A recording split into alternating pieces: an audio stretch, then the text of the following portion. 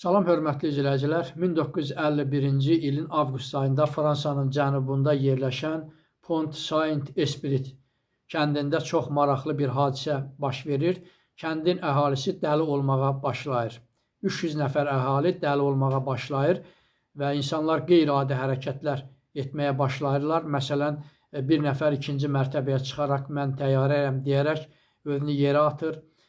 Digəri həkimə gedərək həkim mənim ürəyim çıxıb, onu ürəyimi yerinə qoyun və digər maraqlı belə hadisələr, qeyri-adi hərəkətlər eləyirlər. Kəndin əhalisi bir-biri ilə aqressiv davranmağa başlayır, bir-birinə fiziki təsirlər edirlər, aqressiya göstərirlər və beləliklə də polislər, səhiyyə işçiləri, dövlət və hökumət nümayəndələri həmin kəndə gəlirlər və araşdırmalara başlayırlar və həmin insanlar xəstəxanaya yerləşdirilir.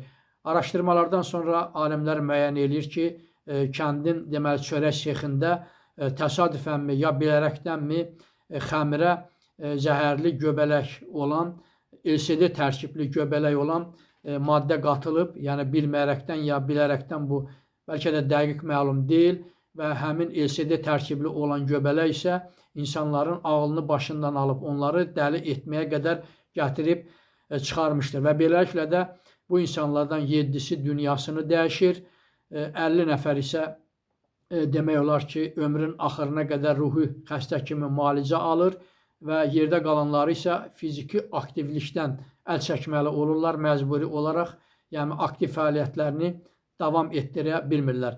Fransada isə bu gün lənətlənmiş çörək günü kimi deməli qeyd olunur. Bu da maraqlı bir fakt idi. Çox sağ olun, diqqətinizə görə təşəkkür edirəm. Kanalıma abunə olmağı unutmayın.